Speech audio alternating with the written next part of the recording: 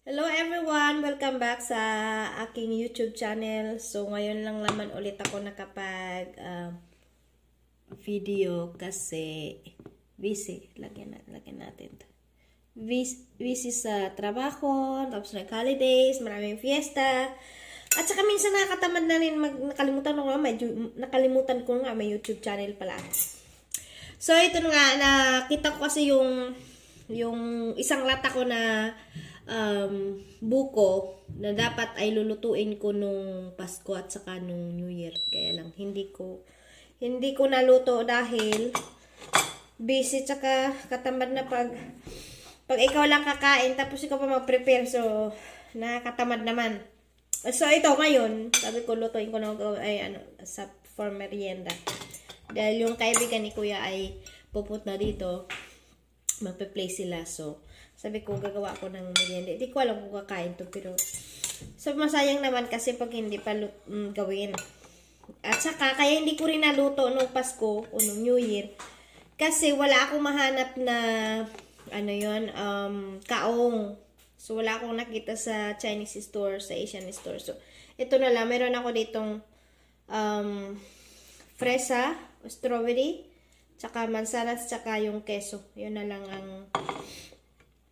ang ilalagay ko. Kasi masasayang yung buko. Nasa lata, ma-expire na siya. Saka yung buko ko ito. Konti lang naman. Pero pwede na. O, diba? Sige na. Tayo.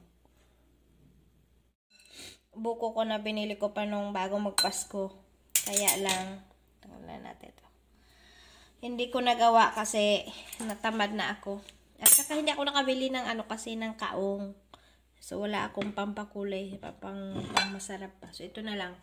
Strawberry, keso, tsaka mansanas. Nalagay ko na siya rito. Kasi nga masasayang yun. May expired yung lata ng buko. Isang lata ng buko may expired. Sabi ko, gawin ko na. Kahit ako lang din naman kakain ito. So, yan. Haluin natin.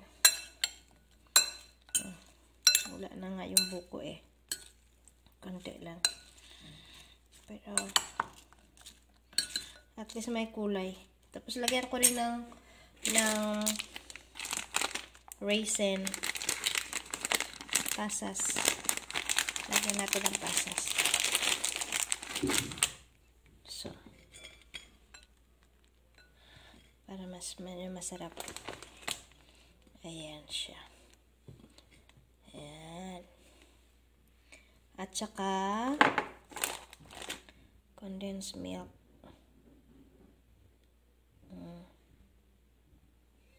Masyado nang matamis yung basa. Ayoko masyadong matamis. Mahirap na. Nag-ano na tayo ngayon. Nag-iingat na tayo sa matamis. Evaporated milk. Yan. Ubusin ko na to. Ubusin ko na kasi yan.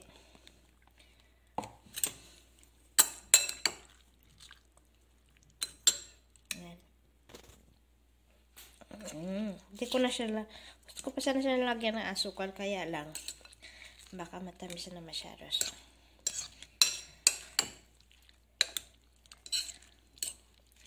Hindi na. Konti lang naman kasi yung laman ng isang latang buko. Pero mas masarap to kung fresh talaga yung buko. Pero since ako lang naman kakain ito,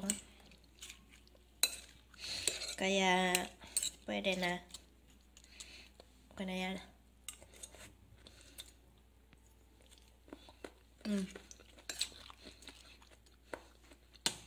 Gawin ko pa ng konti pa. Konti baso.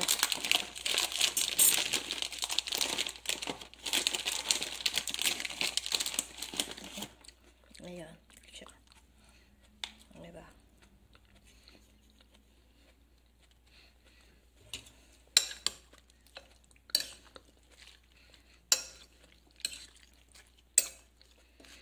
Okay na yan.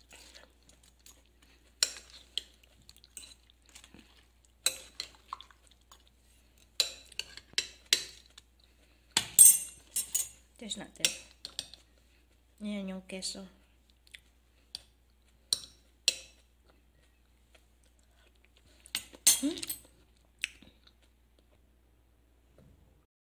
So, ayan. Tapos na yung aking, salad. Buko salad, yan. Palamigin ko to. Meron din lang pala isang kasala. So, yun lang. Maraming salamat sa panunood.